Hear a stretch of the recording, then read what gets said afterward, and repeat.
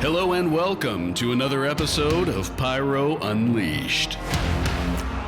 Tune in weekly as Donnie and David discuss all things pyro, from the business aspect of the industry to technical tips and mesmerizing pyro designs. On Pyro Unleashed, we invite cutting-edge experts to the podcast to discuss their role in making this industry a success. So, sit back and unleash your inner pyro with us.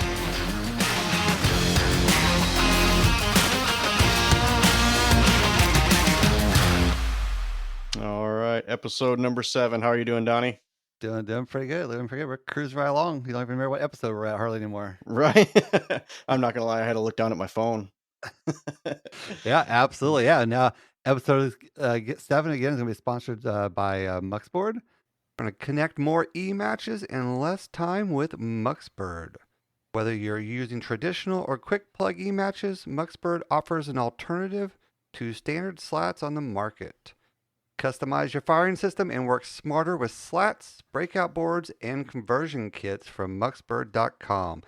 That's MUUXBRD.com to improve your workflow and get the most out of your firing system. As a thank you for supporting Pyro Unleashed and Muxboard, get a free quick split breakout board with your next order before March 31st when you mention Pyro Unleashed when you place your order. Go to muxboard.com/unleashed for more details. Yeah, most definitely. All right, well, this week we got Zach, Cobra Zach, and Scott Smith. How are you guys doing? Good. How are you? Thanks for having us. Good, guys. Good. I appreciate you guys coming on. Going to talk a little bit about Cobra, obviously. We're going to talk about Cobra-Con coming up.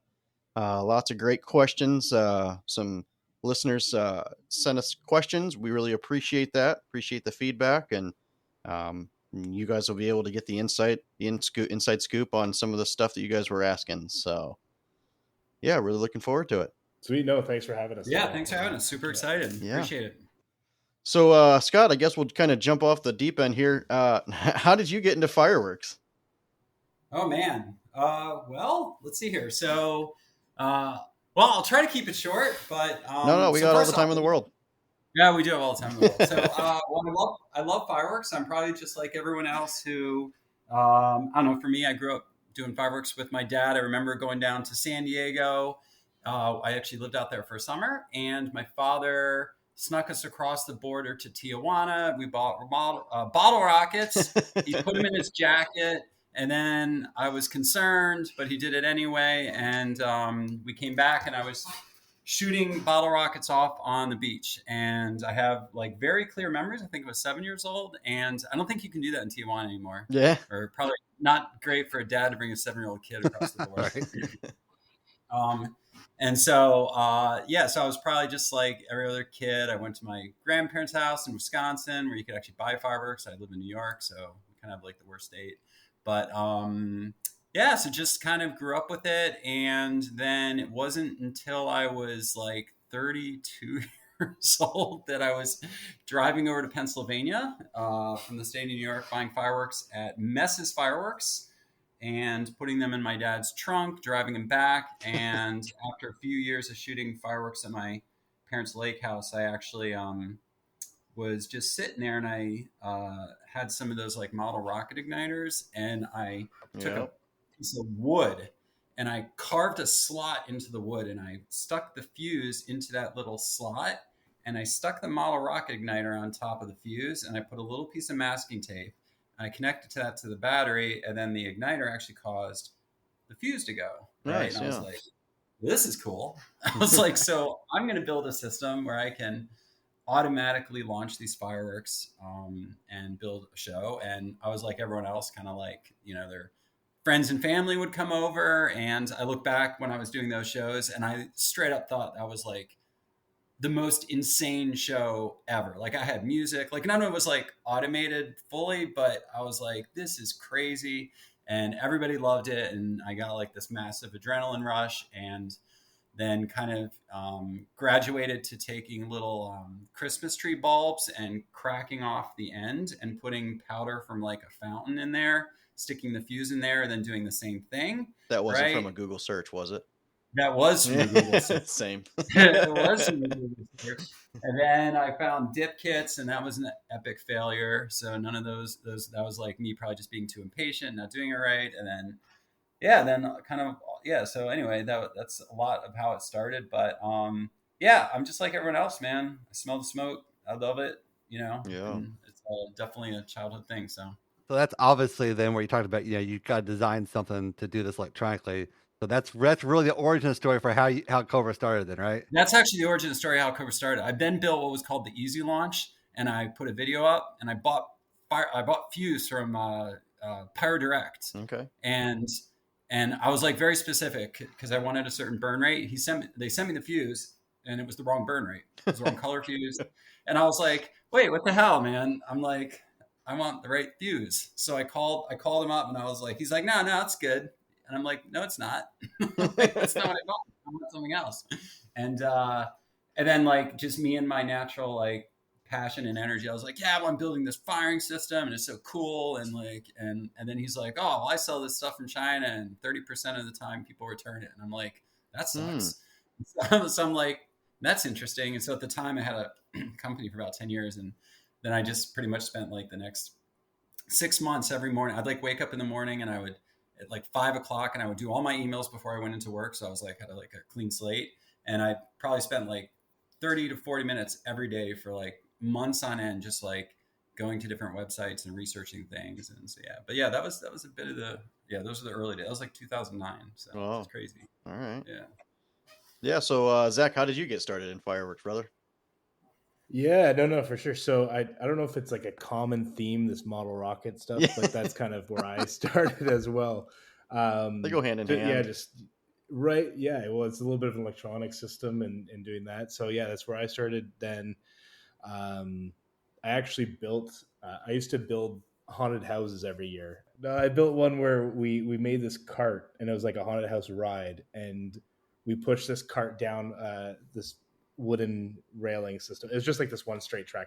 And anyways, at the end of it, it's the cart stopped, and then there's a reloadable shell kit that would shoot a mortar off too close to, just stupid stuff. But so then starting from there, obviously as like a kid growing up, I'm from Canada, but our fireworks are horrible. My mom's from New Jersey, so we would always go there and bring some home every year. Okay. Right. Yeah. So get some of the good reloadable shell kits and stuff that I couldn't get access to. But then the electronic side, it started when I realized that I could take these model rocket igniters and put model rocket fuel, which I probably shouldn't have done, into a used fireworks shell or tube, and then create my own, just like mine. Oh yeah. Right? Yeah. So then you just kind of start from there. I got my Cobra system, 2 18Ms and an 18R2, family cottage, and we made a barge and just started doing little shows, and wouldn't go back. Yeah, of course. Or I would go back and do it again and make sure I did the exact same thing, right? So then on that note, then Zach, how did you get involved and end up being at Cobra then as where you are now? Yeah. So I guess I had my system for a year or two, added to it, as everyone does. You kind of peck away and make your system bigger and bigger. But around then, I had reached out because I think Scott had posted something about some sort of warehouse role, and it was required to move to New York, and we had talked a bit, and it just didn't make sense for me at the time. So that was probably 2016, somewhere around there. Okay. And then a few years later, he had posted again looking for somebody to do like customer support and stuff, right? So then I said, you know what, this is maybe a little bit of better time. And I had used the system more, kind of got comfortable with it. So I reached out again. And I actually found the original email. I'm like, oh, funny. That's right to that 2016 conversation. And then after a few months, making sure I was the right candidate. Yeah. It kind of embodied what Scott had worked on and worked hard to build, right? Yeah. In terms of our level of customer service. I was granted access into the family of Cobra, right? I made him I remember I would come up, we would do mock phone I would flip through Yes. mock phone calls. So I would be like, all right, I got an audio box or whatever it is. I'm like, this is my problem. So I would pretend to be a customer, and we would do. I mean, this like I can't even remember how many because I was so scared. Like customer services Yeah. was so critical for me, Oh, for sure. and so I was just like so scared to have someone come into this role. And so so poor Zach had to deal with like me just doing everything humanly possible, in order to Well, ensure I at felt one point, comfortable I with remember, him. yeah. At one point, I remember I was driving and we were having a conversation, and I said, "You know what?" Because I knew Cobra to, as much as some people that you use it once a year, right? And you kind of learn it every single year. Um, and I remember saying, maybe I'm not the right person for this role, right? Yeah. Because I just like crap. What level of support that has been delivered because I had I've had to use it myself, but and what people say online, and then there's the same pressure on my side. I'm like, crap, maybe I'm not right. But then I kept going. I persevered, and after a few more conversations, Phone kind of it calls. worked out, right? Yeah. Mock emails, studying and Yeah, a lot of like just like fictitious interactions. So yeah. the poor guy. So So Zach, but it worked out. if you don't mind me asking, you still live in Canada then? I That's do. awesome. Yeah. Yes. So yeah, that's Yeah. great. We have an Yeah. So office actually. We have a yeah. yeah. Well, I Okay. mean, Zach, I'm sure. Okay. But yeah. Yeah, as you say, we have an office just east of Toronto, about 45 minutes east, Okay. where all of our support team resides from. That's awesome. So we kind of just started out as me up here, and then there was like some talks about me moving and being, cause I'm dual citizen, so it's kind of easy if I wanted to do so. But then it came to a point where the support was too much that I couldn't do it myself any longer. So we had to bring somebody else in. Yeah. Right. And just kind of worked out from there. And then we, picked up an office here, and yeah, we all work out of the office, small crew of a total of 3 people, Okay. Including myself manning support, which, it's fun. We get like 30,000 support requests a year, I believe. Wow. So yeah, there's a lot. It's a lot. Yeah. Is that across Ignite and Cobra, or is that just Cobra, Zach? So that would be Ignite and Cobra. So we'll see actually what it looks like. It may be up a few thousand support requests for this year, just with Ignite kind of taking on more and more customers. Yeah, for sure. But yeah, about 30,000. Wow. Okay. Very good. And so I know I've been kind of following you, Zach. You've been traveling across the country. What all have you been doing, man? God, yeah, I just got home last night at 12 o'clock, a.m. or I guess this morning in local time, which is like 5 or 6 o'clock my brain's time. So I'm still kind of working through that. But yeah, so I've been, I went to Italy first. There's a Italy fireworks fair that started probably about 4 years ago now, but then COVID hit, so that all happened. But it's going there, kind of just connecting with customers in Europe, but really spreading the name. Cobra's, mega popular all over the world, really, but with a massive focus within the United States. But we're looking to kind of make sure we continue to have those conversations and grow within, Europe and just anywhere else that we're not as popular as we are in the US. So we had a trade show there. We have our dealer from Italy, Brianna Fireworks. He was there helping me with translations. Awesome. Just kind of seeing what our customers are looking for, right? Having those conversations on what does Cobra need to do to kind of, excel and fit the void or fill the void that they may have and reasons why they don't go to Cobra, right? Or they use another system. Talk to a few people using many other firing systems that are out there, which have, great features themselves, but is able to kind of have that conversation and show them why I think Cobra would work for them. So hopefully we got a few moving over to us there. From there, I kind of journeyed that up to England. Took a look at the venue that we're going to have our UK Cobra meetup, which is doing really well. We have over 100 people signed up. Okay, yeah, I just was seeing that. Yeah, I just was seeing that you guys are having that in the UK. That's awesome.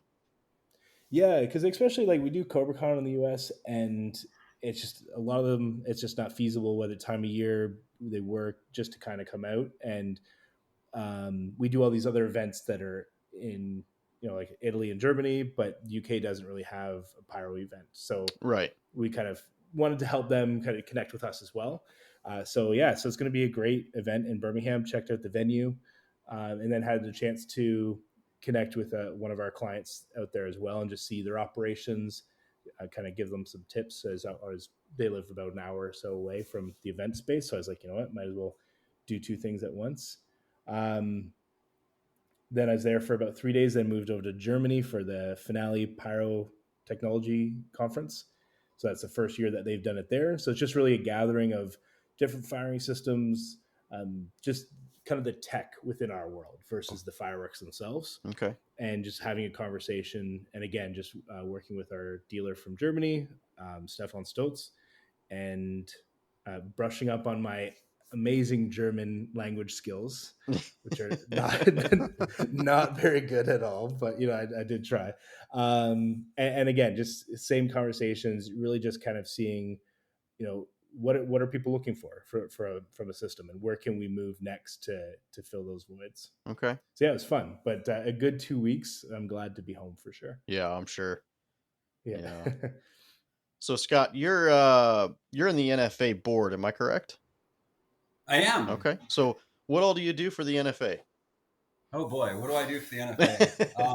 Not enough. Not enough. All right. No. So my role, the NFA has a ton of amazing people, current and past, who help out. And, so when you join an organization like the NFA, obviously I can bring, just some of my, I guess, general skills with regards to business or the pyro industry and just my own experience, right? But probably one of my bigger strengths is just the technical side of things. And, I've got a bit of a history with, software applications and doing system integrations and just understanding, and probably the NFA would admit this too, is that, I'm probably the youngest. I'm the computer guy for the NFA. Yeah. Okay, right? So everyone's like, oh, my computer doesn't work. Let's get Scott over here, right? I swear my parents and friends and relatives still think they're like, oh, get Scott. He does computers, right? So I joke around that I'm like, I work for Geek Squad. So Pyro Geek Squad. Yeah, no. So I've done a bunch of stuff for. It's crazy how many years it's been, but they're a great organization, awesome team.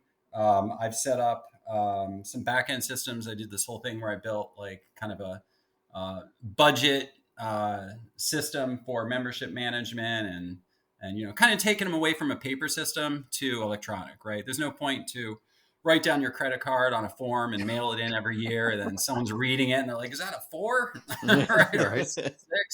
And then they call someone and then it's declined, and then they have to then type that into a spreadsheet, and then they send the spreadsheet over email, and everyone's got 15 copies over the last 8 years. And so when the NFA was created, they didn't really have like SaaS-based, cloud applications for doing these things. So, just trying to bring them into the modern world, make things more efficient so we can communicate better with members, communicate better internally. We've done a lot with committees recently.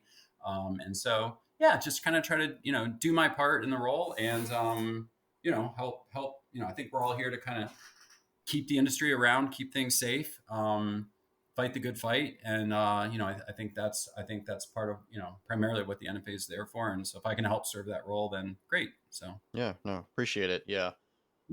Yeah. We had Ed Vassell on earlier this year, talked about the NFA a little bit as well. So we did. Yeah, he's great. Ed's a great guy. Does a ton. Ed is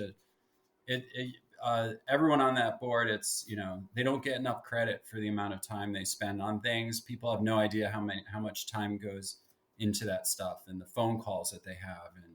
And it's effectively, it's effectively a volunteer organization. Yeah, I was gonna say it's volunteer. Yeah. And we just had Craig Hetherington on last week, 2 weeks ago.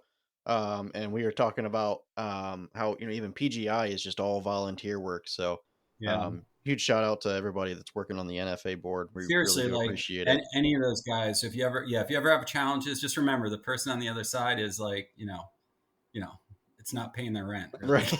So, or their mortgage, So, be patient with them as we're all here to help in general. So, yeah. Yeah, most definitely. So Zach mentioned his content mentioned Cobra-Con a little bit. So let's just hop right into Cobra-Con. So what is Cobra-Con? How did Cobra-Con come about? Yeah, so well, I'll take it, Zach, I guess, or whatever. I mean, Cobra-Con started about 4 years ago. We kind of realized we had gotten to a point where we could support a customer convention with the number of clients that we had, right? And the entire purpose of the event is several fold, right? I think the most important thing is that it's really meant to attract the shooter crowd, right? This is the individual who shoots fireworks either as a hobby, right? Like a lot of us started off as well as those who do it professionally as a pyrotechnician, right? Either full time or part time. As well as companies who are involved in the industry, whether they own display companies or fireworks companies, and basically you've got this big melting pot of people who are all passionate for not just this industry, but but putting on amazing events. And so the event is focused on networking. You can meet and hang out with people that share the same likeness as yourself, right? That you may not have met in the past. So you can build friendships and learn from others. We had last year, I think we had 27 seminars, right? So we do seminars and we bring in others in that do seminars. So and that can range from I've never shot a scripted show and I just want to learn how to do an automated show because I just used to pushing buttons, right? All the way up to doing full scale pyro musicals, learning about advanced features such as DMX. We're trying to get a lot more creative inspiration into some of these seminars. We're doing a panel this year, which is kind of fun. So that should be neat. So we're going to try to get some industry experts up there. I was going to say, Pyro Talk's going to be there, correct?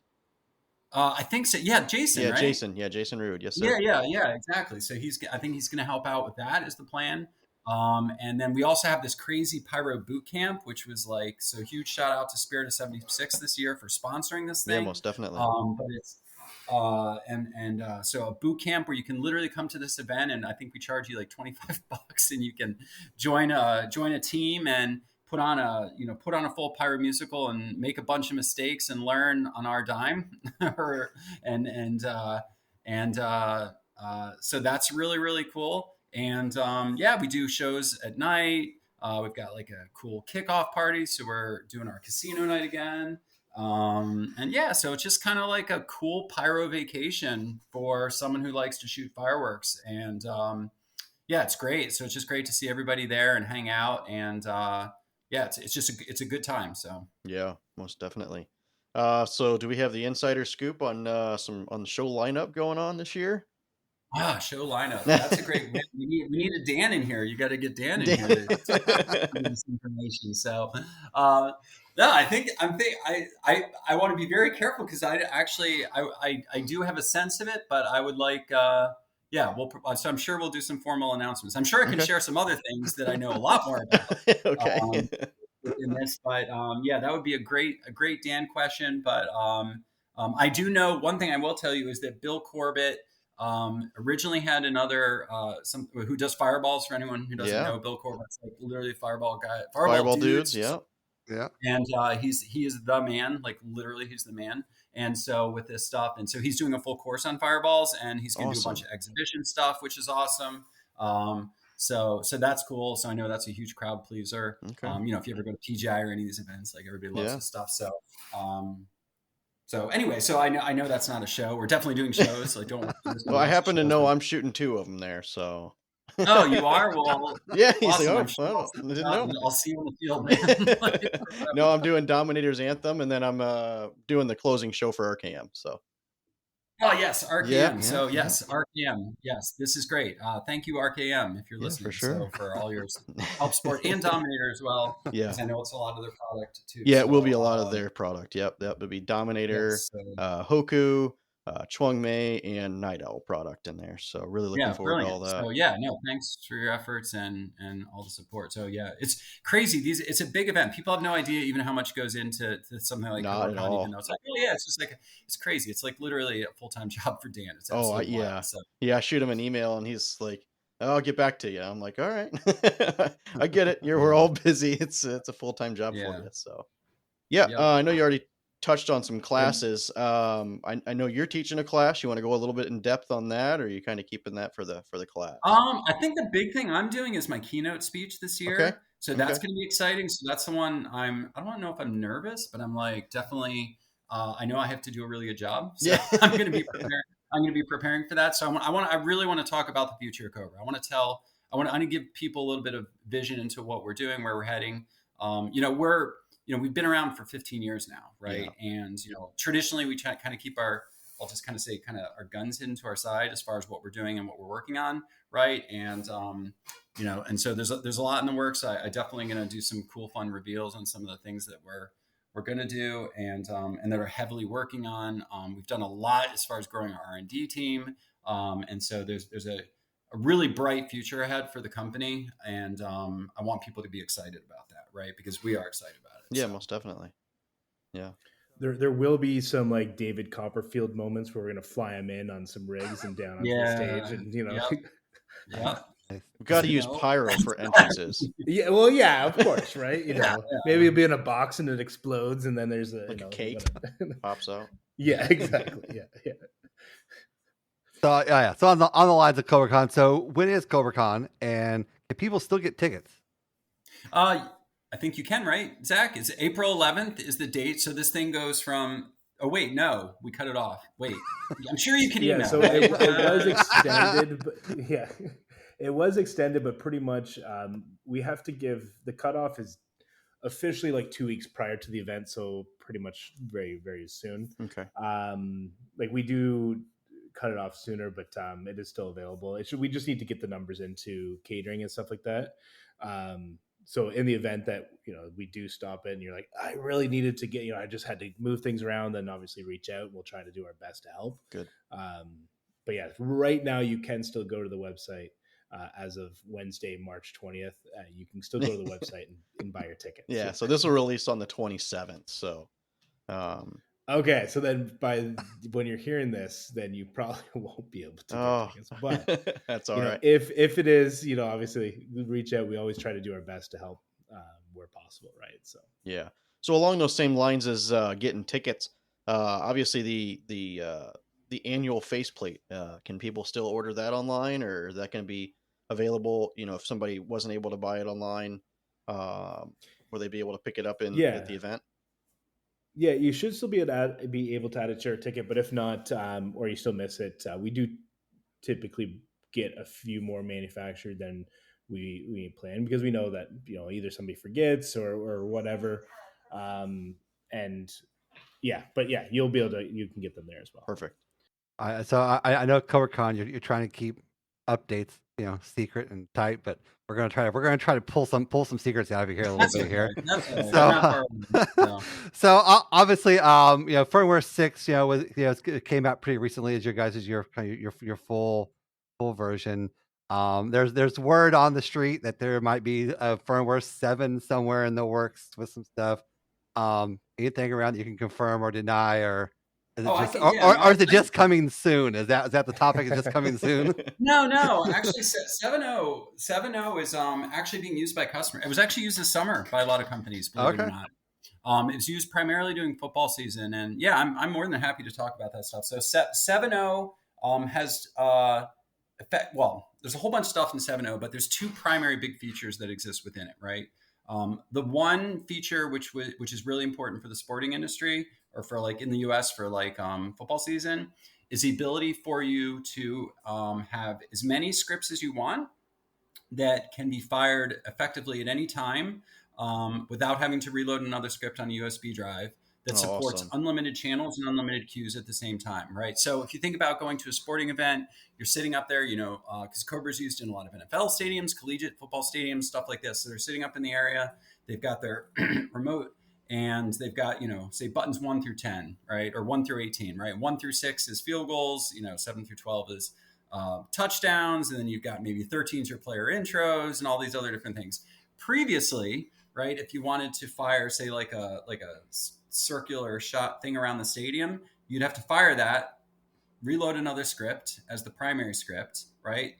arm it, have that all the modules get the scripts, and then fire the next one, right? Okay. And now with 7.0, you don't have to do any of that. Like you can effectively just hit the buttons in any order at any speed as you want, and they will just immediately fire. And what it's doing is it's actually preloading all these scripts into the modules in advance, right? So it's essentially unlimited scripts, unlimited queues, unlimited channels at the same time, and DMX. So DMX also carries across all of that as well, right? So you can have as many DMX scripts as you want set up. And so this is really helpful for sporting events, a lot of special effects applications, concerts, play productions, like things where it's more than just one script, right? In addition to that, it also supports the ability for you to disable individual modules as well as awesome. disabling groups of cues, right? So for example, let's take Finale. In Finale, they have basically what are called hazmat groups, right? Right. So like so wind bells or something like that. Wind bells, like you name it, right? And so there's basically, I think it's like column E in the script file, and you can essentially have any value that you want in that, which is either defined, from say Cobra Showcase or Finale or whatever software, right? And basically, when that script is imported, it groups together all of those cues into a single button that exists within the control panel, which I'll get to. That you have this screen in front of you, and you're like, oh, you need to like disable wind bells, you need to disable whatever type of effect that they're asking you to. You just simply hit that button, right? You confirm it, and instantly it disables those effects across your. So if you literally had 200 modules out in the field, right, and let's say every other cue is hooked up to a wind event, right? The minute you press that button, not even the minute, the second you press that button and you confirm it, instantly all of those modules will have every one of those specific cues disabled and not fire. You can then re-enable it, and instantly those cues will then begin to fire. There's no acknowledgement process. It doesn't require itself to kind of circulate through everything. It's an instant process, and uses a technology effectively that we created called masks, where these masks are basically pre-uploaded into the modules, and you're telling that module to put a mask on instantly, right? So it has whole handfuls of these little masks, and it kind of puts them on as you see fit, and that's how we're able to accomplish that in a timely manner. So that's one of the second big features within 7.0. On top of just a lot of like smaller usability enhancement, like modules loading in faster, better communications, just small things that are all going to be documented. And this is very close. And actually 7.0 is also going to be released alongside with a Generation 2 version of the Cobra control panel. Okay. Awesome. Which addresses a whole bunch of things. It's just generally more stable, incredibly more performant with older tablets, right? Very fast in loading the modules. A lot of just like small things. Like, for example, when you connect the control panel to the remote, let's say you had 1,000. I mean, Donnie knows it's a big old script, right? You're sitting there and it's like 1 through 30, 30 through 60, 60 through 90. And you're like sitting there like, all right, this thing, is it going to load, right? In this new version, effectively that stuff just goes away. And it's that quick, right? And in addition to that, once the actual script goes into the control panel remembers that scripts. So if you do end up like turning off your remote and turning it on in 2 minutes, right, it doesn't have to re-upload it because the control panel already knows it. So it just immediately appears to the user and you're ready to go, right? So these are a lot of just like small usability enhancements, I think, that will improve just kind of quality of life, right, within the control panel, because the control panel is truly going to continue to grow. It's effectively being rebirthed into the Cobra world in a much more kind of stable, performant platform. That, not to say it's like unstable necessarily, but for larger shows, there's definitely some things that, and especially if you have an old tablet, that are a little bit could be frustrating at times, and a lot of that's just effectively eliminated with this new release. Okay. So with 7, I know I'm doing some DMX at Cobra-Con. Yeah, I know that you're limited to 3,000 DMX events on 6. Is that going to still be the same way on 7, or is that going to be upgraded? Do you get more DMX events? DMX is, I believe it's 10,000. Is that correct? That's correct, right, Zach? It's 10,000 total events, 3,000 per universe. Per universe, okay. 3,000 per universe. Yeah. Okay, gotcha. So that's not changing specifically yet within 7.0. Okay. However, I will tell you that there's going to be changes around that, right? The limit, some of the way that we tweak those numbers and how we balance it out, I don't want to say they're arbitrary, but they were somewhat arbitrarily chosen. And so we're going to do a number of things to improve on that. Those are not core limitations of anything foundationally within the system. Those are things that can be expanded on accordingly. Okay. And I'll just end it with this because I don't know if you're going to ask, but there is a new remote that we're working on. Okay. Right? So all right. rumors of this.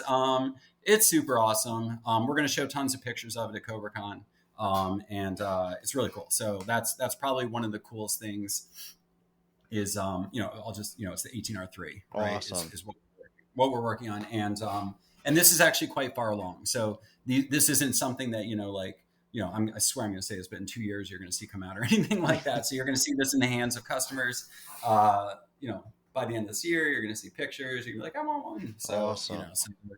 So super, super excited, kind of like, and we're doing that a lot. And I'm sure some of your questions will get to this, but a lot of what we're doing with Cobra is, Ignite was a huge endeavor to allow Cobra to separate itself from the entry-level consumer market. Right. Okay.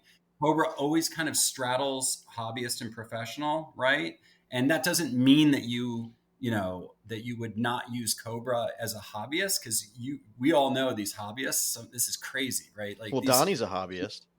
Donnie's a hobbyist. There you go. Right? I mean, technically, yeah. The amount of money these guys spend in the shows that they do will, destroy some of these, even professional environment. I mean, we know this, right? Yeah. And so it doesn't mean the hobbyists wouldn't buy Cobra, but there's a class of individual that's very price conservative, that's just looking to kind of dip their toes in the water and just kind of get a taste of electronic firing, and it's, they're not as technical per se, or they don't want to, handle that bigger curve. Yeah. And that's where Ignite just absolutely shines, right? It has this, it's very easy to use, and it addresses people doing a few hundred cues, right? And so the minute so now that we're effectively kind of separated off of Ignite, Cobra is essentially triple downing on the professional market in a fast way, right? That's where it's heading, and it's not going to look back, and it's going to be essentially 100% just completely a professional system, and that's what it's doing. And you're going to see that level of professionalism represented in what we release within the product, right? Okay.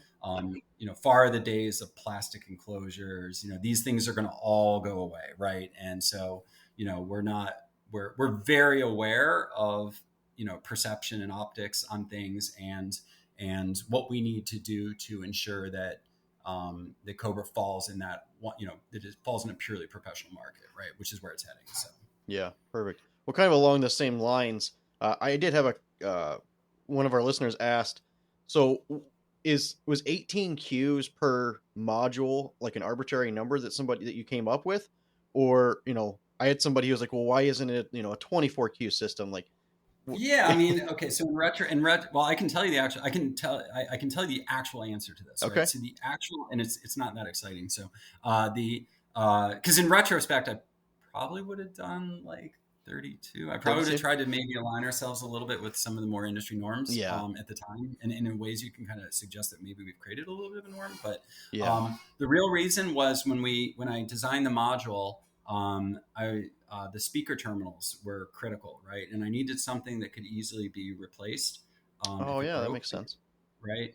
And so that specific terminal that you're seeing in the 18M, and even though the speaker terminals are a little small, that's one of its downsides. They're kind of tiny, right? They do have a decent amount of spring force. They could be mounted in such a way that we had kind of created this little clever slide in and slide out replacement system. And so what it really came down to is that speaker terminal bay that we had chosen, or whatever you want to call that, was what we felt the best option. And then I could just fit 3 of them. Okay. No, that's a great answer. I mean, really, that answers a lot of questions. Yeah, most definitely. And that was it. So there was I wish I would say it was more calculated at the time. And there's a lot of things that I know now that I had no idea back then. So, but yeah, that's the reason. That's the reason for 18. So. Okay, perfect. Yeah. And then I know you were touching a little bit on the Ignite system. You want to talk a little bit about the addition of the i36, and some potential future expansions that we're could potentially talk about? Yes. Zach's favorite. I can see his face. You can't hear his face on this podcast, but I can see his face. So yeah, right. So we have 18 Qs, I-18, right? Kind of the flagship starting Yeah. module. Now we have I-36, and everyone knows today we can kind of control 6 modules with the the Bluetooth technology that we built, and or that we're leveraging rather. So yeah, I think Ignite's a tricky one. We're going to do whatever is necessary to make sure that Ignite is competitive. We'll just put it that way, Okay. right? Yeah. So it's tricky because when you have Ignite and you have Cobra and you have these two companies and you kind of start off with one, and then at some point you kind of get this like little band where they overlap. Yeah. Right. Yeah. And then you see it a lot on our Facebook pages where like people are kind of scratching their head. Should I move up? Should I not move up? Right. And so, could Ignite go off and just start, let's add slats. Let's add a 72Q module. Let's add DMX capability. Let's add a separate controller. Let's not use your phone. And then, so what happens with this natural progression, right? Yeah. All of a sudden now you have two completely overlapping competing systems, right? You've effectively built two firing systems that compete against each other in the market, right? And so I think it's very important to understand, what's the compass heading of each of those, right? Ignite is incredibly consumer driven. It's built around ease of use, right? And it's really meant to have features that will allow people to rapidly execute if they don't know anything, right? And give them a taste of this functionality. Cobra's compass point is being able to execute the largest shows in the world, be able to do them with all the performance capabilities that exists out there and more, right? And so, and when you do that, you start to sacrifice things like ease of use. You start to sacrifice things like cost, right? Yeah. Because they're being used so much more, right? And they need to survive, and they need quality of product and quality of product, even parts that go into things, being able to support more current through the cube, being able to have a better radio or more processing power or more memory, right? These are all things that require you to expand the hardware of the systems, right? And so, so these are very critical decisions. And this is not like the only market that exists in the world that has entry level hardware systems and professional level hardware systems, right? So it's not like, this is brand new. So it's very much a balancing act with all of that. And, the most important thing is that we're serving the demographic and the customer base that we're going towards. And we're also not fallible, and we realize that we make mistakes and we need to make adjustments. And we try to do that very much. And a lot of that's just driven by a lot of what Zach does with his team as far as receiving feedback, things like that. We just did a big Cobra poll that we sent out recently to get more feedback. So we're very, very proactively trying to, validate some of the directions that we're already going in and offer any suggestions that may shift us 5 or 10 degrees in any direction just to kind of optimize accordingly. Right. Yeah. Very good. And then about the same time you guys brought out the Ignite, you introduced Pyrocast. Tell us a little bit about Pyrocast and what's the use for that for even the backyard or the pro guy. Sure. You want to take it, Zach? I'll let you talk. Yeah, sure. Go for it. I want to hear the Exactly. So Pyrocast, it's a system that allows you to sync your show music across multiple devices, right? So think of it like you're hosting a party, you're on a lake, everyone's in their boats, and I had a customer that used it for this reason too, right? Where you got boats out in the lake, you just advertise a QR code and a 4-digit show code, right? And they then type that into the Pyrocast app on their phone. Before they even get to the lake, it downloads the music, so they're not having to stream it and do all that on a slower network connection. And then you're ready, right? You're sitting there, whether it's Cobra, whether it's Ignite, whether it's another firing system, you're sitting there, you're ready to go, and you start your show and control it through SMPTE time code. Or you do the good old 1, 2, 3, go, and you start your firing system, right? And you start the Pyrocast app at the same time. And instantly across hundreds and hundreds of devices, you can have your music playing, synchronization to the show. And then from there, each user can kind of dial in, right? Because the further you go away from any source of sound, there's going to be a delay, right? I think it's about 1 second for every 1,000 feet or so. So they can, on their phone, they can dial in and add or remove additional delay from the app itself. Well, one of the not to interrupt there, but one of the benefits of Pyrocast is that the actual source is coming from your phone, so you're actually technically right next to the sound source, right? So even if you're further away, there is actually no delay, right? No delay on the Pyrocast side, but I'm talking about the sound of the fireworks and stuff. But yes, you're. Yeah. But, okay, all right. Yeah, but Pyrocast itself, obviously, you could be around the world, and it's going to start exactly the same time as it started in that show, right? Yeah. But the cool thing from an Ignite standpoint as well is they can kind of use another device to be their makeshift audio box, right? Because within the Ignite application, you can go ahead and enable Pyrocast, right? So again, you could do the same stuff. You share the code with your friends and family that are coming, or maybe their neighbors and they don't want to come over to the house, but they want to see the fireworks. Or you just want to connect another smartphone to your sound system because you're going to be a little bit closer to where the fireworks are shot. Using Pyrocast, you start your show, and again, everything just starts in perfect synchronization. And Pyrocast works with Cobra also, correct? It does, mainly for feeding SMPTE. So there's an option if you create your show on Pyrocast on the just go to the website pyrocast.com and then there's a link. It takes you to app.pyrocast.com. The minute you log in and you actually upload, you could create. So first off, if you create it with Cobra Show Creator, the show actually just appears in Pyrocast. Okay. You don't even need to create the show; it just appears. Any Ignite or Cobra show just automatically appears. So if you did add SMPTE to the show in Show Creator, it's going to have SMPTE showing in Pyrocast, or you can also add SMPTE from Pyrocast, even if you just wanted to create a new show from scratch, right? And then what you do is you have your phone or your tablet or your computer or whatever it is, and you have your audio out is split, right? So one side of that is going to go into the firing system, such as Cobra, right? To start Cobra automatically, right? And the other side could go to a localized sound system, or obviously if you have another app that's running Pyrocast, that'll play the audio at the same time.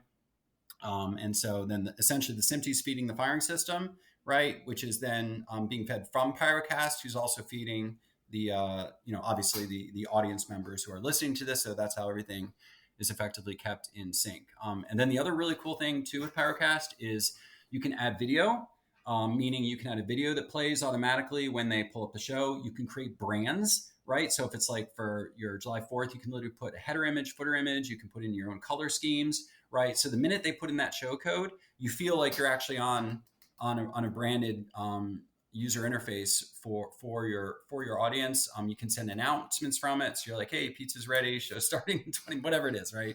Grab a beer, I don't know. So you can do stuff like that from Pyrocast. And then we also handle all the licensing and royalty capabilities, right? So basically, we're licensing a fingerprint analysis technology that we kind of custom built to go through the soundtrack and take little 5-second snippets. And then we can actually determine from those little 5-second snippets exactly what song was playing. And we have all the metadata around that. We then store that metadata. We know how many people actually listen to the show. And then we can actually send that stuff to what are called PROs, which are the performance rights organizations, such as ASCAP, BMI, and CSAC. And so we submit that stuff based on licenses that we have with them. So on your behalf, we allow for you to do this stuff legally without having to have any concerns around licensing. And this is maybe less important for like a backyard show, but if you're like a town or someone that has thousands or even tens of thousands of people, because Pyrocast can scale to that size, that's critical for them, right? And so this is all covered within the app, which still today is effective. Well, it is free. So anyone can use this right now for free. Eventually that'll change, but right now it's just, it's free. So you mentioned 10,000 people. I mean, you could virtually be limitless on the number of people who can access it. Like no joke, this thing can literally, and I would bore you in explaining how it all works, but effectively you would, it's really cool how it works. But yeah, there's, it's not like there's a server sitting in our back room that's serving this stuff up, right? We're effectively leveraging a number of technologies that are in a very creative way to support effectively no limit. No, there's no limit to the scale of this thing. Yeah, just scaling up as it's loaded. Okay. So yeah, it's cool. Pyrocast it's a fun technology. People don't talk enough about it. And it's we continue to add on to it. We grow it. We add features based on request, and it's a really fun tech. So all right, let's hop into customer service a little bit. It gives Zach some opportunity to kind of talk about customer service. I know he mentioned earlier about 30,000 requests that come in. So for the average person, what's the expected turnaround time on support? If you're getting 30,000 requests, how fast are you guys turning around that stuff? So right now, I think we're just over during business hours, just over an hour. Wow. And then I think like during July 4th and stuff, you may see us hit 3 hours. But that's an extreme case. Like we've made a few changes too. So overall, like we track, they're called SLAs, like service level agreements, right? And to make sure that we're doing what we feel is right for the customer, and how quick we respond either to your first response or how quick your additional replies are taken care of, right? But we've also kind of made some changes recently which allow, and it's been going really well, but we allow people to tell us how important their request is. So if you get on with the chat, and we're kind of working with Zendesk to leverage some of their AI stuff, really to help again get you guys answers even faster. Yeah. But also to kind of triage support requests for my team. So within that interaction, the bot asks, the level of urgency, or the business impact. So then you can kind of select what you feel it is. And then same thing, if you go to the help desk and submit your ticket that way, it will let you to do that there too. Or for example, if you email in and say, crap, I just placed an order, I'm shipping it to the wrong address, I need to change that. It will automatically detect the type of ticket that it's an order change request and increase its importance or urgency to the highest level, right? So it's just like first thing, even if it's after hours, we get in there, that ticket is the top of the queue, making sure that those things get handled. So there's not things that get shipped and people get, obviously stuff that they didn't really want or goes to the wrong address or anything like that. But yeah, so that, short answer is about an hour right now. And then busy season, max 3 to 4 hours. And then we have our emergency support there too, which is like less than 5 minutes turnaround time, any time of the day. So on all those support questions you get, what's the top 2 or 3 things that you guys see on a consistent basis? Yeah. Well, I'd say, a lot of it is just people asking, what do they need to get right here? This is what I do. And we ask them, what do you shoot with right now, and go through that process. But it's, what do I need to buy? What is the best way to accomplish what I'm trying to do?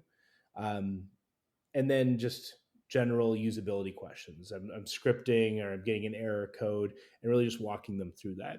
It's quite rare that we get something that's just show stopping, right? But again, if that were to be the case, we're there with an emergency support line.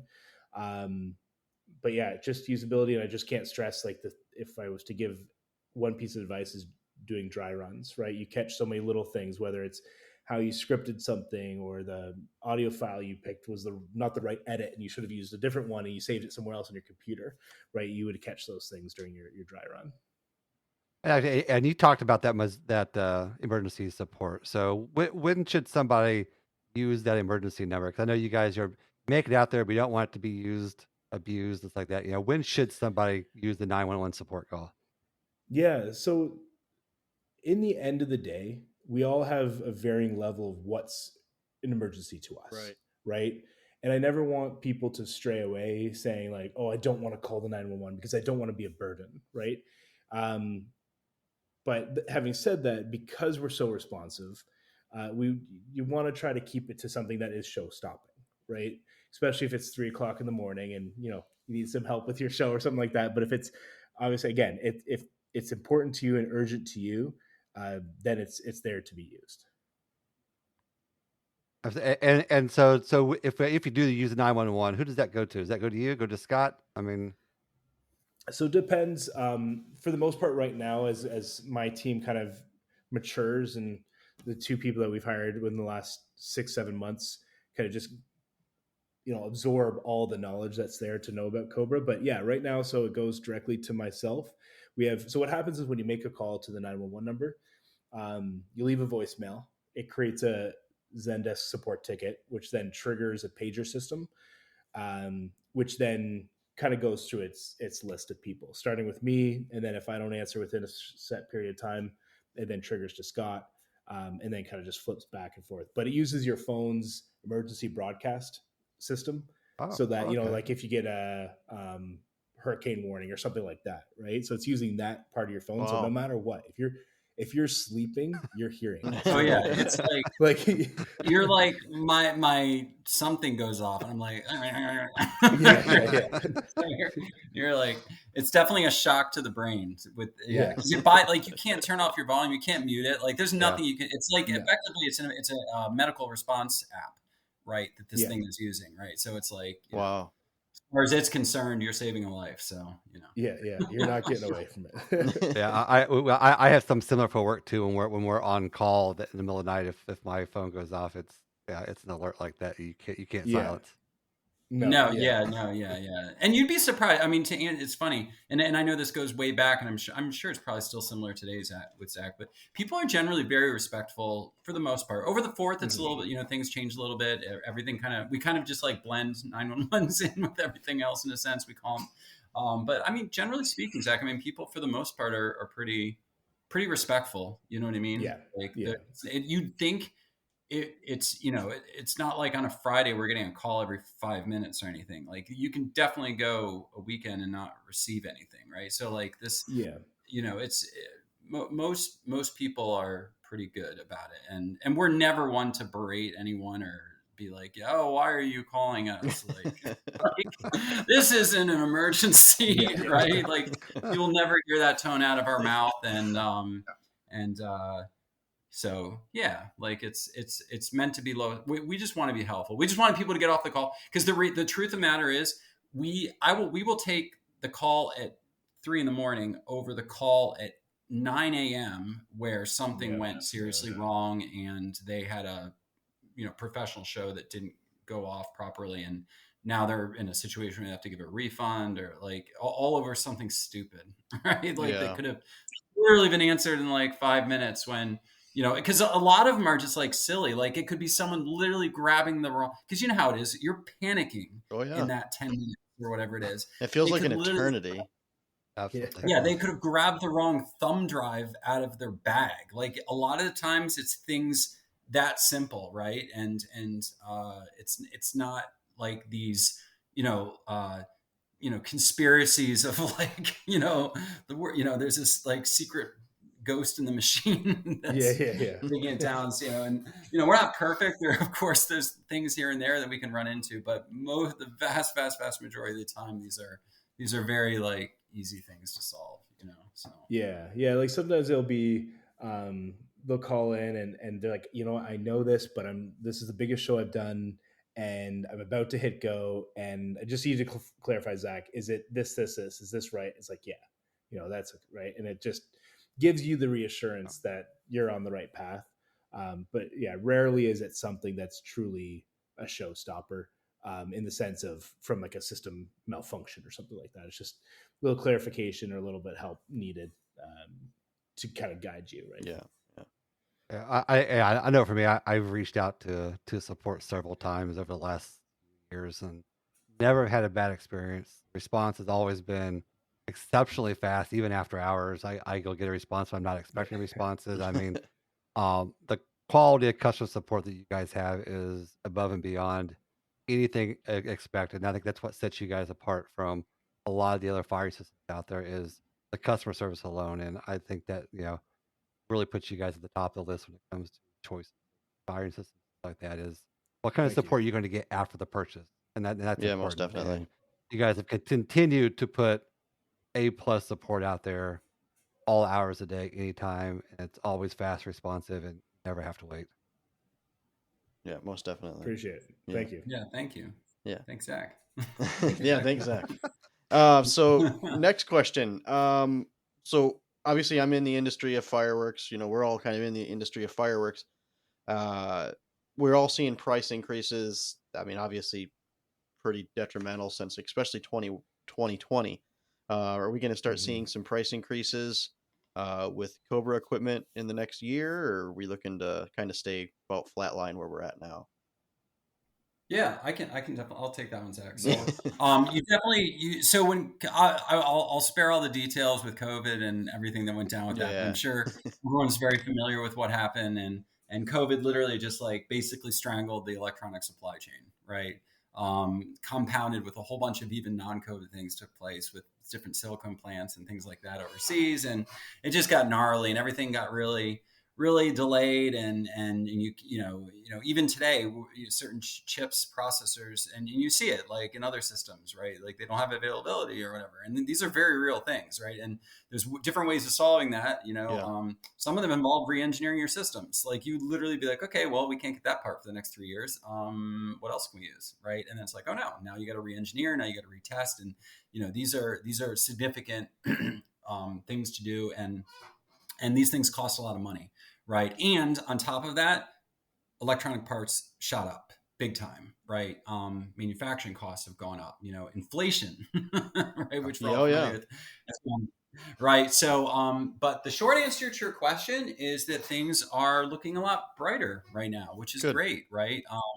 With the exception, and bless MJG, they had some pretty major price increases that I think were incredibly justified from his perspective, in order to maintain sustainability for his organization. And so that was one of the ones that wasn't necessarily us, right? But we do resell their product, and it is important for us to make money. And we even made some adjustments to that with some quick plugs just based on feedback, so we're trying to keep that stuff aligned because we do realize that igniters are pricey, right? And that's a very real part of your show.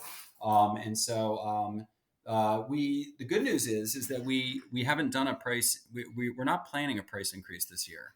And we actually discussed it, and there were some different rounds, and Zach and I talked about it a lot and decided not to do anything. So we're going to keep ourselves where we are. And hopefully that stays the same. Obviously, 5-10 years from now that would change, or even a couple of years potentially, but I don't think you're going to see anything near as dramatic as what you saw with COVID. Right. And that was very real for us to have to make those shifts in a difficult decision, but, you see it across the board. But yeah, no, COVID was obviously a short-term thing. And, we don't have anything planned for this year. Okay, So good. Good. Yeah. Very good. And so I'm not as familiar with SMPTE or FSK. Can you kind of explain the difference between, or kind of explain what SMPTE is, and how it rolls, what role it plays with Cobra? So SMPTE is effectively a time code audio file. So it's literally an audio file, but instead of playing music, right, it's basically playing time. Okay. Right. Not in the sense of like, maybe what, different physicists would consider time, but it is basically this is a signal that if you listen to SMPTE, it's kind of got this like screeching noise, right? But what it is within that screeching noise, if you actually decode that electronically using a decoding chip or embedded software to read this stuff, it actually contains information about where the time is, right? So if you played it at 5 minutes and you decoded that packet at 5 minutes, it would say 5 minutes. If you decoded it at 2 minutes, it would say 2 minutes, right? And so essentially what the purpose of SMPTE is that, and you see this at so one simple example would be as if you had a computer and you had a soundtrack, and everyone knows, hopefully with audio, you have like a left and a right, which is stereo, right? So the left-hand side may be the mono version of your musical soundtrack, right? So you've got like Thunderstruck or whatever it is, right? We'll pick your most cliche pyro soundtrack. Thunderstruck on the left channel, and then effectively you have a SMPTE audio file on the right channel. And this is something you can literally just download right off of our help system, and you layer them. And so when you take your computer or whatever audio source and you hit go, right, or it plays the audio, right, the left channel may be going to your sound system, which the audience hears, right, and the right channel is going into your firing system, which is then interpreting that time, and then it's effectively linking up its internal clock for playing the show with the audio output, right? And so if you were to say pause the audio, the SMPTE will also pause, and your show will pause, right? If you start it, it starts it. If you want to fast forward it, the 18R2 is going to get fast forwarded, right? And so SMPTE can be used not only for audio synchronization, but it can also be used for synchronizing different firing systems, whether you're doing a world-class 5,000 Q display at Sky Wars with 2 remotes and just the amount of modules in the field, and you needed 2 controllers to do that, or if you're using it to synchronize with another firing system, you can do that, which is really cool. And there's other systems that are out there. There's DMX applications that you can literally feed time code into. There's anything that's in the media industry can support things like time code. There's other forms of time code. So today we support SMPTE. We're in the process of building out FSK, okay, which is another form of time code. One of the benefits of FSK time code is you can actually wirelessly transmit it, where you can't do that with SMPTE. So if you were to actually try to wirelessly transmit SMPTE, even through something like a two-way comm, right? And you took the output of literally, like, so you have 2 walkie-talkies, right? And you've got one, you've got another, and then you took the audio output of the other walkie-talkie and plugged it into a firing system. If that was SMPTE, that signal actually would not properly communicate through wireless, right? It effectively becomes corrupted, and that's probably the wrong word I'm using, but it won't be picked up by whatever receiving source. FSK, that's not the case. You can actually wirelessly transmit FSK, and so there's some other benefits to FSK, but that's one of the primary things. And so what you're going to see with Cobra is support for SMPTE, support for FSK, support for GPS. Effectively any way that you want to kind of time synchronizes systems together, whether it's internally to Cobra or other third-party applications. Very good. Okay.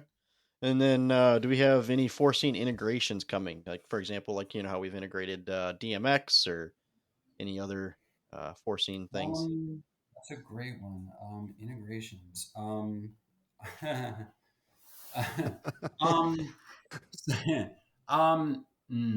So yeah, so obviously things like Pyrocast would be a point of integration. Time code's a point of integration.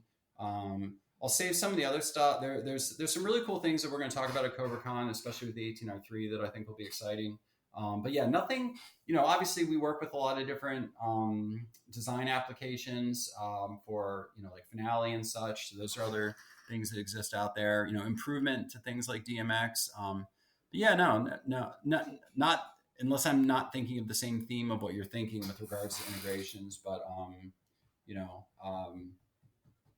yeah, so hopefully that answered your question. Yeah, most definitely. Yeah, very good. So right now, obviously Cobra does 100th of a second. Is there any talk or anything in the works to maybe make that 1,000th of a second so that it lines up with some of the other firing systems, or is 100th of a second pretty much the standard where we're going to be at? I mean, we could get tighter. I think a lot of those things come just from feedback and from the clients that we're working with, and whether or not that's a requirement. So, I mean, I don't know, Zach. When's the last time you've had someone ask for 1,000-second timing resolution? Once in the last 5 years, maybe, yeah. You guys had to hang out with those fire tech guys more often, 'cause that's all they talk about. Yeah, I don't know. I mean, it's a great feature. I don't know. Ask. I think there's applications for that when you potentially are dealing with a 1,000 Q strafe across a several kilometer setup, right? And you're doing that in, when you're dealing in seconds or sub-second time frames, and you want that fluidity where you've got so much occurring so quick that you could theoretically potentially see some form of like zippering or something like that within that. Right. So I think that's probably the most critical application. There's not one human that I think is going to be staring at the fireworks saying, gosh, that was off by 23.43 seconds. Yeah. Or something like that. You know what I mean? Like, I doubt that you're going to get that typically. So I don't think timing accuracy has really anything necessarily to do with audience. Right. And certainly not with audio, because as Zach was mentioning, every 1,000 feet, you're talking about a full second. So literally that could be the difference of you like leaning back in your chair, potentially, as far as timing accuracy is concerned. I think you're dealing with more higher level professional resolutions for really, really big events. And not even within those big events, it would be specific components of those big events in which that would be applicable. capable. And so will we eventually get there? Sure. The feedback right now, even from the professional community, isn't necessarily driving to that. And that's really what we do, is we go off of what clients are looking for. And so, could you advertise it as a novelty, or that you're great and you can get down to 1 nanosecond? Brilliant. That's amazing. Huge props. Awesome. Congratulations. And I say that, and I'm not saying that in like a non-sincere way. I just wonder whether or not, whether that time was the best spent achieving that, or maybe that's just achieved inherently with their core technology. I don't know, but it just, for us, it's 100th of a second, and so far seems to be okay. So yeah, very good. One question I have for you, it's not on the notes here, Donnie. So I seen Cobra is obviously backing the latest TV show coming out. You guys, you want to talk about that a little bit, or? Sure, especially with the online controversy. We didn't see that coming. Didn't see that. Like, oh my goodness. So all right, yeah, I love to talk about this. This is great.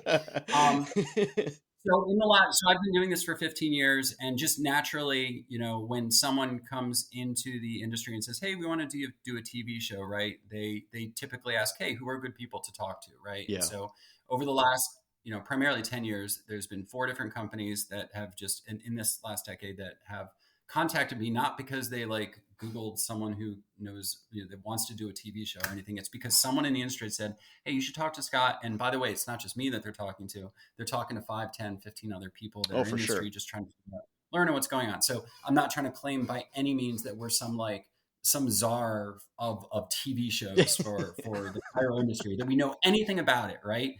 We just happen to have tens of thousands of people that fall within this group of enthusiasts, right? Like, we literally do an annual conference for shooters, right? Yeah. That is our conference for our company that we do. And so this company had contacted us about a year and a half ago, right?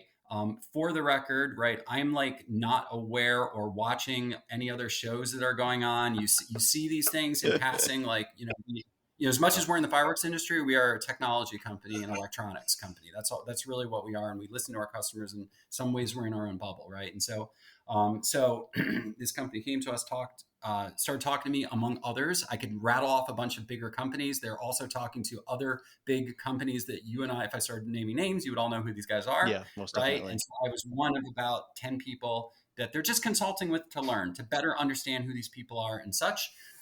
They made a lot of progress. They went dormant for about 9 months. They reappeared, and there's 2 gentlemen out there with this company, and these are guys that are talking to. It's not just like this is like just an idea. Like, these guys have connections into larger, like, I'll name things like Hulu, Netflix, right? Discovery Plus, like things like, think that line, right? Okay. Of things. And so what they did is they said, "Hey, thanks for all this help. Would you mind posting this on our behalf in order to solicit people to be involved in this TV show?" And we said, "Sure, we'd love to. We'll do it." Right? They're not paying us, right? There's no consulting. The reason we put our logo on the upper right is just based on what Kate does for our social media. It's just kind of a way to, sometimes it's common to put logos on there to tag it, for just kind of to understand the history of where it came from. So if this thing gets reshared, they kind of knew where it came from, especially given the fact of how generic this was, which was on purpose from the company who gave it to us. We're not trying to hide anything from anyone, right? And I think it's really cool. I think it's great. And by the way, we would support anyone who did this. So if there's anyone else out there that's looking to do a TV show that wants our support to post to our Facebook page, shoot us an email, right? smith@cobrafiringsystems.com is my personal email. You can email me. We can post it out there. So we support anyone who's doing this. There's no exclusivity. There's no payment. There's nothing that we're doing that's that we wouldn't do for anyone else. And I swear that's the case. And because we just want to promote the industry, because the cool thing is, if this becomes a TV show, right? Not only, number one, you get people that go out there that we all know, so we can see our friends out there doing this thing, right? And we can all, cheer them on or laugh at them or whatever you want to end up doing, right? And then it also helps just promote the industry in general, and hopefully they'll do it in a tactful way. And that's, and not so much, I don't want to say in my defense, and I hope I'm not coming across as defensive, but that's one of the most important things that I talk to these guys about. was safety, right? Safety is everything. So you cannot create drama through unsafe actions, right? No, and that is the most important thing. And so that's one of the things that I pushed incredibly hard with in my, free consulting role that I'm offering to these guys, to make sure that safety was well represented, and that people in the industry are very, very serious about that. And you don't want to come across as hokey. This has to be professionally done. Right. And it doesn't mean you can't have drama per se. Like, you can still, I think, add that element to the show, right? But it can't be done in such a way that comes down negatively on our industry, or certainly may imply safety concerns that puts our industry in any potential risk, right? And or direct companies in risk at, from like a legality standpoint, right? of somebody seeing video of, exactly. Exactly, all these things. The next thing you know, you've got the ATF showing up, right? Right, lawsuits and all sorts of stuff. Yeah, Right. So these are big things. And so if anything, I am truly out there to try to protect the industry. Furthermore, being on the board of the NFA, which is our goal, is to protect the industry. So I am trying to protect the industry. In my role of this, there's no malicious intent, zero malicious intent, and we would do this to anyone who's trying to do it in the industry. That's the truth. There's no reason for us to not do that, right? Like we don't make money. We're not like, this is not our gig. We sell firing systems. That's what we do, right? That's our gig. Yep. No, that's exactly what Donnie and I were talking about last weekend. We both fully support it. We're looking forward to it. I know, obviously there's already the TV show Pyro's out. It's been quite a few years since it came out, but quite a few years. Right? I mean, it was a great show. I mean, I look back at it and I thoroughly enjoyed watching it. It drove me into wanting to do more into the realm of fireworks. So, if that can do the same for, even 20 other people in the world, then kudos. That, I mean, it helps drive this industry. It helps advance the industry.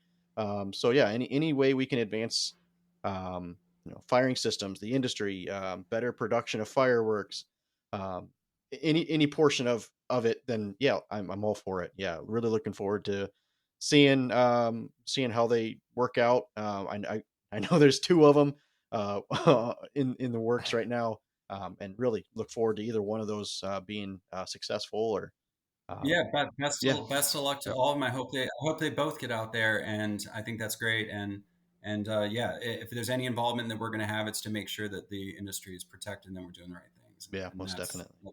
I would another couple of questions on here. Looks like we have here. Do you guys have any idea on how many modules you guys have sold over the years? Like, is that a number that you're willing to share? Like, how many modules are floating out there? I honestly, I could guess, but I would have lost count.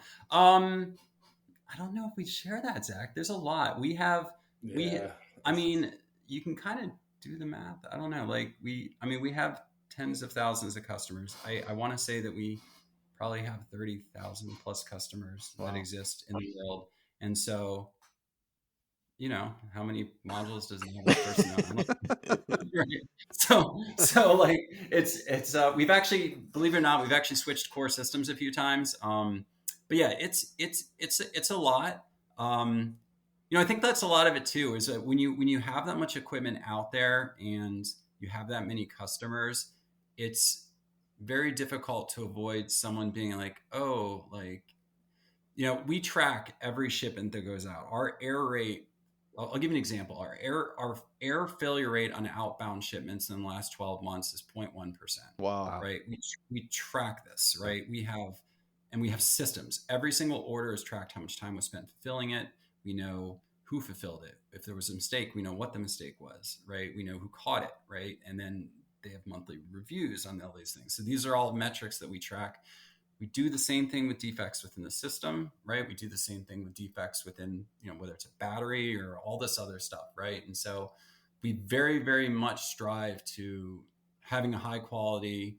And, we literally have a meeting every 2 weeks, which is called our product issues meeting. And Zach, there's literally 5 of us that are in it. Zach, we know this meeting, and we literally go through everything. Make sure everything has a plan, a next step, how it's being communicated to the customer, right? What do we need? Is there anything that's of safety concern? Do we need to send an email? We just sent an email out on Galaxis G-Flame adapters for hardware A units, where we had cases of inadvertent firing through continuity.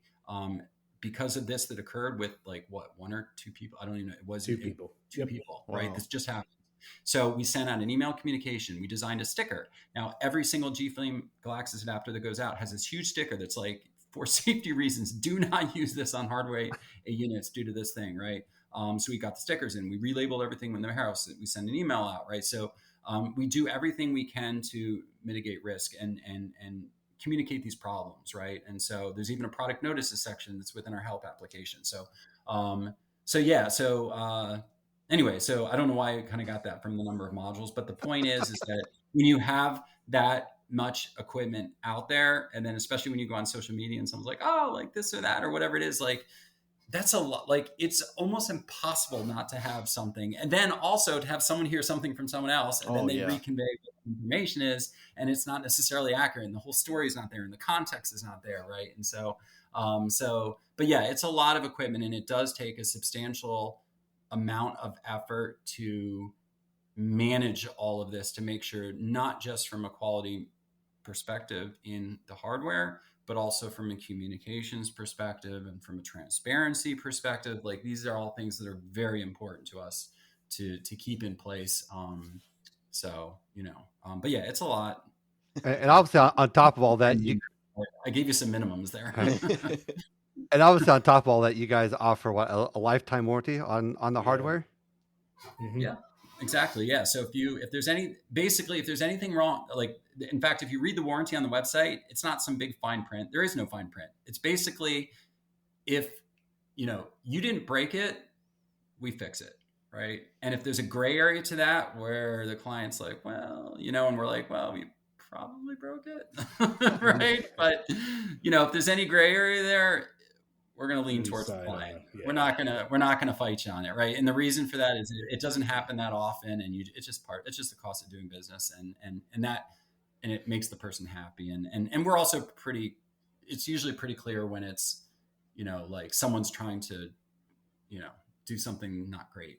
Right. When the module comes in for warranty repair and it's still smoking, we have some thoughts that maybe it wasn't a manufacturer. It was in a bag of water, sealed, and it was in you sent it in your fish tank from your kid, and it was still in the tank with the water. So you're like, the water damage, though, And I had one final question. It came out. We were having a discussion today in KCAP. A member was looking for a good tablet to run control panel, and I know we talked about it earlier.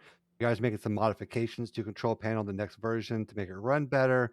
Obviously, he doesn't want to overspend on a high-powered tablet that might not be necessary. What are those recommendations out there for a good tablet that somebody can run control panel on? Yeah, no, it doesn't need to be anything crazy. Like I've got a Lenovo Tab 10 Plus. It's under $200. I think it's $150, and I've brought that out and used it on customer shows of 100 plus modules. And the biggest thing is, like, we recommend 2 gigs of RAM. A larger show, medium to large show, I would say, go to the 3 to 4 gigs of RAM. But our new control panel is going to be a lot more performant on older tablets as well, right? Correct. Like the one that we're testing on is literally 2 gigs, and it's from 2018, and it's crushing it for large scale module counts, right? So yeah, it uses this thing called recycler views to get techie. And it uses basically we moved the control panel from Java to a platform called Kotlin. And Kotlin's like the new platform that Android, they're in like a lawsuit with Sun or whatever it is. And there's all these reasons, but they're effectively migrating everything over to Kotlin. So we basically completely rewrote it from scratch and took that opportunity to actually make a bunch of user interface changes as well. And it's insanely performant. I really kind of knock on wood, but I want to say that with this new control panel release that it's effectively going to eliminate performance issues. Awesome. Right. So, and, obviously if you go back with something like, that honestly, probably the operating system of Android in its inability to even download the app from Google Play will probably be a bigger restriction than impact of performance based on RAM. So, all of our tests are suggesting this, and this is not like in 6 months, like this is literally like, we're talking very short period of time. We're going to have, more of like a, outbound public communication. You can actually get us today. If you email us today, we would hook you up with it and let you test drive. So just getting ready to ask, when is the control panel going to be available? So that's I mean, it's one of those things where, you know, it really sucks with, you know, when you're doing product development, because what happens is everything works great until then you run into an issue. Yeah. and then what you do is you could just say, you know what, screw it, we're just going to release it anyway. Or you can say, no, we're going to fix it. And sometimes it's an easy fix, and sometimes it's a more difficult fix, right? And so, you know, it's a very difficult balance as far as, you know, just kind of deciding when that's to the right point. And unfortunately, Cobra's also like I don't know why I'm like this, but I'm very heavy on using the term beta. Mm-hmm. I don't know why. And I think, and we're actually going to make some shifts within that, because I think a lot of our beta applications are certainly much further along than just traditional betas in most industries. So I think you're going to see some of just kind of how we present things change a bit. We're going to do some more even firmware consolidation. We want to just simply have a stable in a beta and just kind of leave it at that. We also want to do more rapid releases of things. And there's a lot of fundamental changes that you're going to see over time that are going to improve on that stuff, and just foundationally. So, but yeah, two gigs, I think, like even at this point, Zach, like just 2 gigs is fine on RAM, and especially with the control panel just kind of on the cups for release, you know, I wouldn't worry about it. So. Awesome. But you do see it. It does suck when you've got several hundred modules and you have a bad tablet. It is painful, right? And so we're completely aware of this. This is not acceptable. This needs to be fixed, and it's literally been fixed, right? And so and that wasn't a small effort to make that happen. So from what I got out there, if you want to be a beta tester, email you guys and tell them you heard it on Pyro Unleashed. You guys will hook them up. Help at CobraFireSystems.com, right, Zach? That's right. You're going to get an email. Scott and Zach, we really appreciate it. See you guys here in about 3 weeks, guys. That's going to be pretty exciting. Zach, you're going, correct? Yeah, right. Maybe. Maybe. Good. No. Oh, yeah. I'll be there for sure. Awesome. It'll be a good time. It's going to be so. Yeah. All right, guys. Well, we appreciate it. Thanks for coming on and talking to us about Cobra-Con and really everything Cobra. It's been a great time. Really appreciate it. Lots of knowledge, and I'm sure our listeners will be excited to hear all this. Yeah, thank you so much. We really appreciate you guys having us on. So yeah, absolutely, guys. Yeah. Thanks for coming on, talking with us, guys, and for all the listeners out there, you guys. We'll see you guys in a week, and don't forget to go out and unleash your inner pyro. This has been another episode of Pyro Unleashed. Come back each week for more industry insights, technical tips, and awesome pyro designs. Have fun out there, be safe, and as always, remember to unleash your inner pyro with us.